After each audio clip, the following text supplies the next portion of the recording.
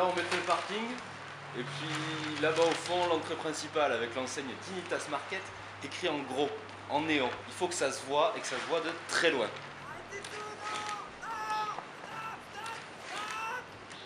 Mais c'est qui ce mec?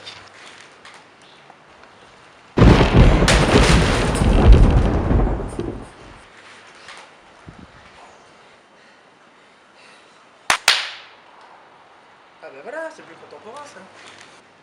Bonjour, Mercure, messager des dieux. Yves Delors, architecte. Bonjour, Mercure, Bonjour, messager des dieux. enchanté. On va avoir un petit problème là par contre, vous pouvez pas raser tout ça, hein. Ça c'est des vestiges gallo-romains, c'est dans le village de Poitiers. C'est témoin d'une grande civilisation. Mon ami, mettez romain, c'était il y a 2000 ans. Ici, là, on parle d'un vrai projet qui rapporte de l'argent. Non, mais les Romains, c'est ceux qui ont fondé Narbonne, ignorants. Sans eux, vous serez pas là. Hein. Tiens, donne-moi ça. De où? Voilà. Hop.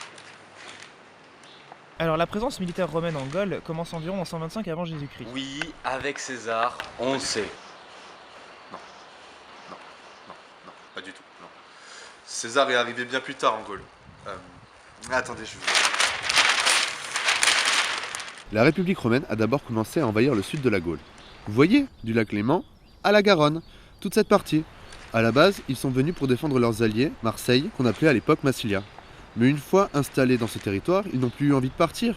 Ils restent donc et transforment cette partie de la Gaule en province romaine. Ça se passe entre 125 et 118 avant Jésus-Christ. C'est la première partie de la présence romaine en Gaule.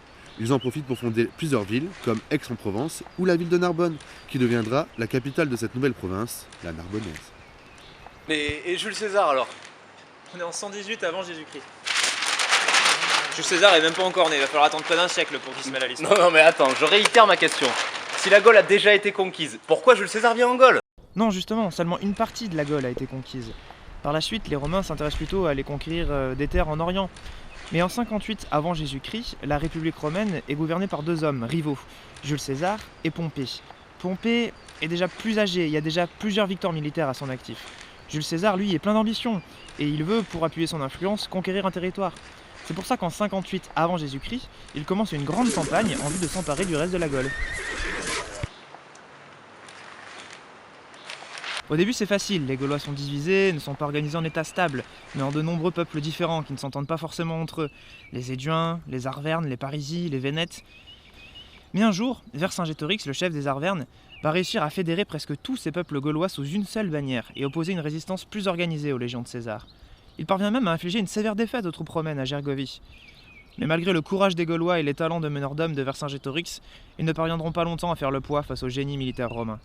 L'organisation des légions et la stratégie légendaire de Jules César se révéleront fatales pour Vercingétorix et pour ses armées. À la bataille d'Alésia. Oui. Quoi, oui? Et la suite, comment ça s'est passé à Alésia? Ah, Alésia.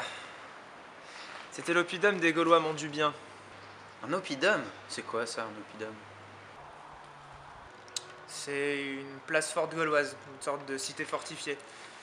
Alésia, c'est donc la principale ville et la principale forteresse des Montdubien. Vercingétorix s'y réfugie avec ses troupes, mais il s'est fait prendre au piège par César. Le général romain décide en effet de construire d'ingénieuses fortifications autour de l'oppidum pour empêcher les Gaulois de sortir. On se retrouve donc avec une situation où les fortifications gauloises empêchent les Romains d'entrer, alors que les fortifications romaines empêchent les Gaulois de sortir. Jules César n'a plus qu'à attendre que les provisions des Gaulois s'épuisent et qu'ils soient forcés de se rendre. Vercingétorix a tenté plusieurs sorties évidemment, mais aucune n'aboutit. Un jour, des renforts gaulois arrivent par derrière pour prendre les Romains à revers. Mais Jules César a prévu le coup. Il a fait construire des fortifications pas seulement devant, mais tout autour du camp. Et après une bataille sanglante, les renforts gaulois sont repoussés. Et alors, comment ça s'est fini? Et alors, les provisions des Gaulois s'épuisent finalement, et au bout d'un mois et demi de siège, Vercingétorix n'a plus le choix, il doit se rendre. Et en septembre de 52 avant Jésus-Christ, celui qui était devenu le chef de toutes les Gaules dépose les armes aux pieds de Jules César. Toute la Gaule devient alors romaine. Toutes? Non. Si. Mais si, vous savez, il y a un petit village d'irréductibles gaulois. Non. Après cette victoire, l'intégration de la Gaule à la République puis à l'Empire romain se fait très rapidement. Les cultures et les coutumes gauloises et romaines se mélangent pour former la civilisation gallo-romaine. Les Romains apportent les routes, les égouts, les aqueducs, les nobles gaulois peuvent siéger au Sénat de Rome, Et plus tard, entre 16 et 13 avant Jésus-Christ, Auguste, le successeur de César et le premier empereur romain, divisera la Gaule, qui était l'une des régions les plus riches et prospères de l'Empire, en 4 parties. L'Aquitaine, la Lyonnaise et la Belgique, qui viendront s'ajouter à la Narbonnaise, la toute première. Oui, mais c'est bien ce que je disais, tout ça c'était il y a bien longtemps, il n'en reste plus rien aujourd'hui. Ah bon? Vraiment?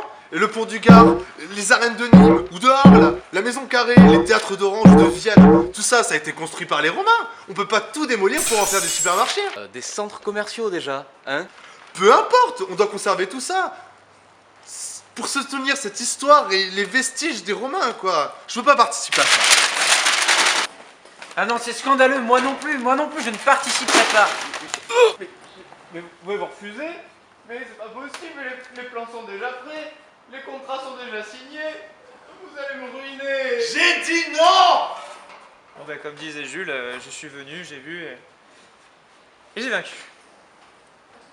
Attendez-moi! Et je vous ai dit que les Romains faisaient du très bon vin aussi. Je connais justement une taverne sympa pas loin d'ici.